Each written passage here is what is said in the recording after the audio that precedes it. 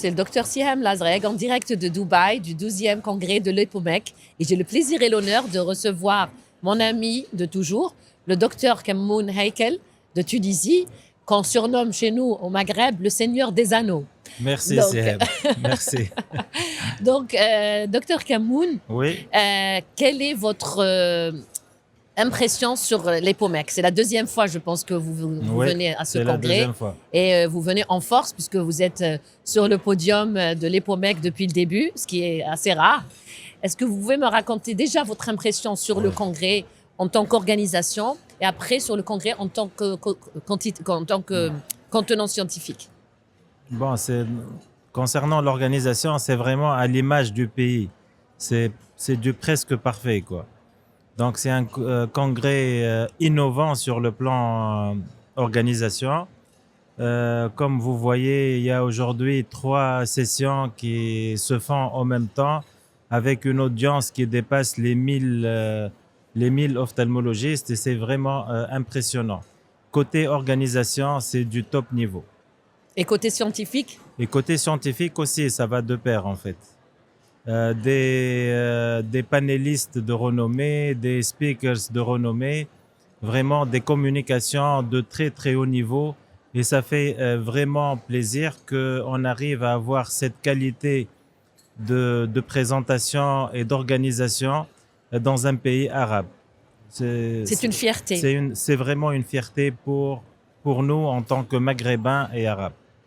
C'est une fierté pour nous aussi en tant que Maghrébins de vous avoir comme speaker et j'ai assisté à une session de très très haute voltige où vous avez fait une présentation pour moi quasi impossible parce que c'était très compliqué de faire de donner toutes ces données en 8 minutes. Exactement. Et en plus d'être super précis. Est-ce que vous pouvez nous parler de votre communication? En fait, on m'a donné la présentation la plus difficile.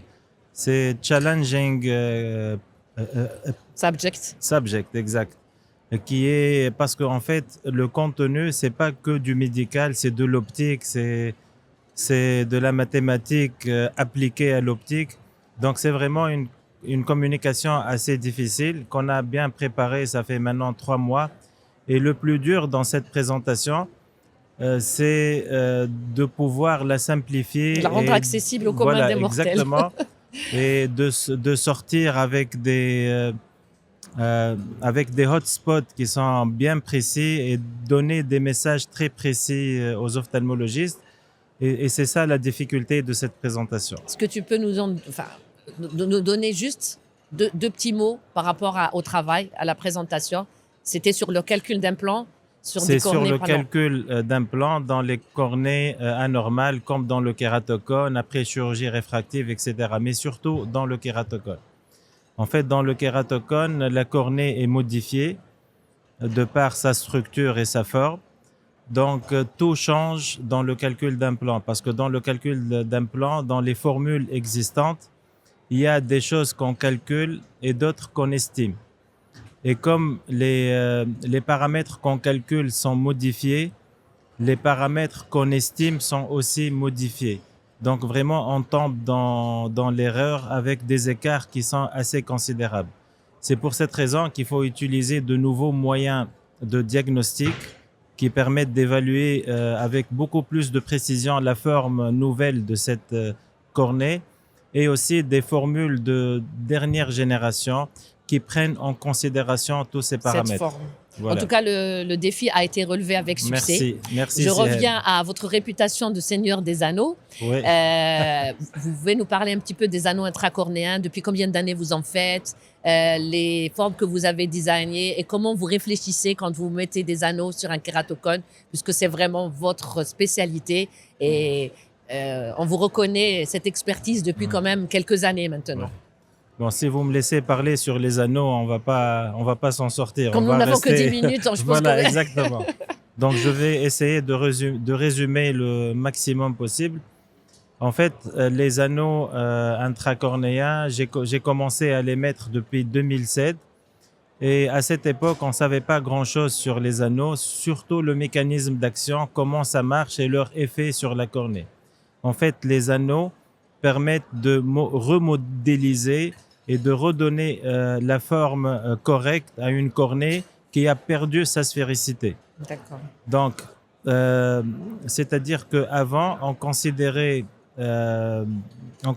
les anneaux comme des instruments qui permettent de modifier la réfraction. En fait, les anneaux permettent de modifier la forme de la cornée. Il faut y aller plus loin que la réfraction, que l'optique. En fait, le kératocone, c'est quoi?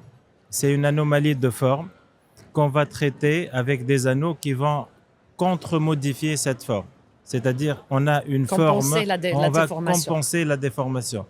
Et c'est en modifiant notre raisonnement de cette façon, c'est-à-dire on ne raisonne plus réfraction, mais on raisonne morphologie.